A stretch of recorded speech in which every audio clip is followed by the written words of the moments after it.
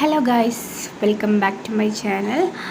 അപ്പോൾ ഞാനിത് നല്ലൊരു അടിപൊളിയായിട്ടുള്ള ബീഫ് റോസ്റ്റ് ആയിട്ടാണ് വന്നിട്ടുള്ളത്. എളുപ്പത്തിൽ എങ്ങനെ നല്ല ടേസ്റ്റുള്ള ബീഫ് റോസ്റ്റ് ഉണ്ടാക്കിയെടുക്കാൻ നോക്കാം.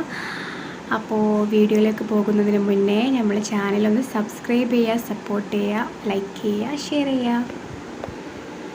നമുക്ക് അടുപ്പത്തൊരു കുക്കർ വെച്ചെടുക്കുക. അതിലേക്ക് കുറച്ച് ഓയിൽ ഒഴിച്ചെടുത്ത് ഓയിലൊന്ന് ചൂടായിട്ട് വരുമ്പം ഉലുവിട്ട് കൊടുക്കുക.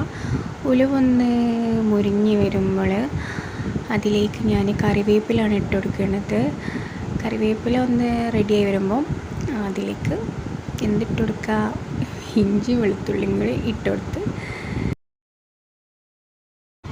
പിന്നെ ഇതിലേക്ക് ഞാനൊരു 2 ഉള്ളിയാണ് ഇട്ടുകൊടുത്തിട്ടുള്ളത്. പിന്നെ അതിൻ്റെ ശേഷം കുറച്ച് ഉപ്പിട്ട് കൊടുക്കുകയാണ്. ഉപ്പിട്ടെടുത്ത് നമ്മളെ ഉള്ളി പെട്ടെന്ന് റെഡിയായി കിട്ടും.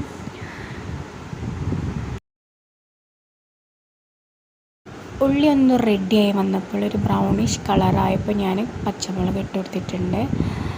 പച്ചമുളക് ഞാനൊരു 4-5 എണ്ണമൊക്കെ എടുത്തിട്ടുണ്ട് കേട്ടോ. അതിൻ്റെ ശേഷം 2 ടേബിൾ സ്പൂൺ മുളക് പൊടി, 2 ടേബിൾ സ്പൂൺ മല്ലിപ്പൊടി, പിന്നെ ഒരു ടീസ്പൂൺ മഞ്ഞൾപ്പൊടിയും കൂടി ഇട്ട് കൊടുത്തിട്ടുണ്ട്. നന്നായിട്ട് മിക്സ് ചെയ്യാം.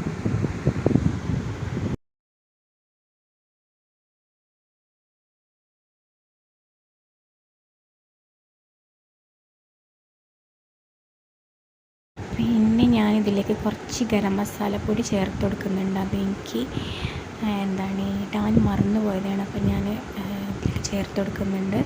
പിന്നെ ഇത് കഴിഞ്ഞതിന് ശേഷം ഇതൊക്കെ ഒന്ന് റെഡിയായി വരുമ്പോൾ അതിലേക്ക് ഞാൻ തക്കാളി ഇട്ട് കൊടുത്തിട്ടുണ്ട്. തക്കാളി ജസ്റ്റ് റെഡിയായി വന്നിട്ടുണ്ട്. ഞാനത് വീഡിയോ എടുക്കാൻ മറന്നതാണ്. തക്കാളി ഒന്ന് റെഡിയായി വന്നപ്പോൾ ഞാൻ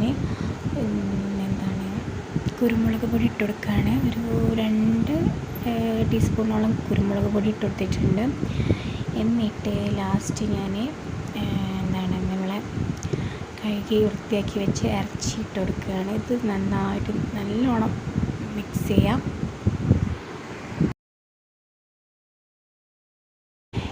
ഞാനിതിലേക്ക് കുറച്ച് ഉപ്പും കൂടി ആഡ് ചെയ്ത് കൊടുത്തിട്ടുണ്ട്. അതിൻ്റെ ശേഷം ഒരു 1/2 ഗ്ലാസോളം വെള്ളം ചേർത്ത് കൊടുക്കുക.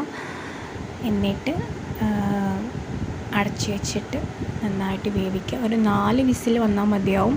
എന്നിട്ട് ലോ ഫ്ലെയിമിൽ ഒരു 8 മിനിറ്റോളം ഒരു ലോ ഫ്ലെയിമിൽ വെക്കുക. നമ്മൾ ഇറച്ചി നന്നായിട്ട് വെന്ത് കിട്ടുന്നതായിരിക്കും.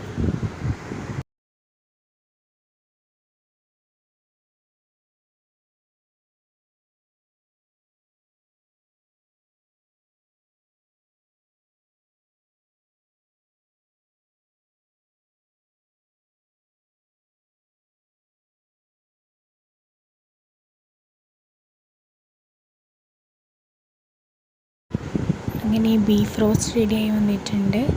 ഇനി ഇതിലേക്ക് കുറച്ച് മല്ലിയിലയും കൂടി ഇട്ട് കൊടുക്കുക.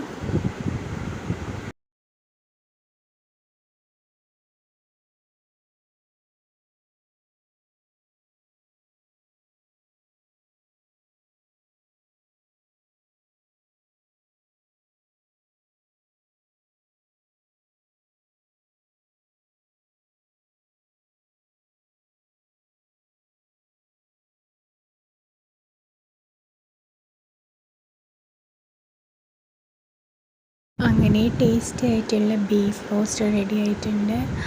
അപ്പോൾ എല്ലാവരും ട്രൈ ചെയ്ത് നോക്കുക. ഇഷ്ടമായിട്ടുണ്ടെങ്കിൽ ലൈക്ക് ചെയ്യുക, ഷെയർ ചെയ്യുക.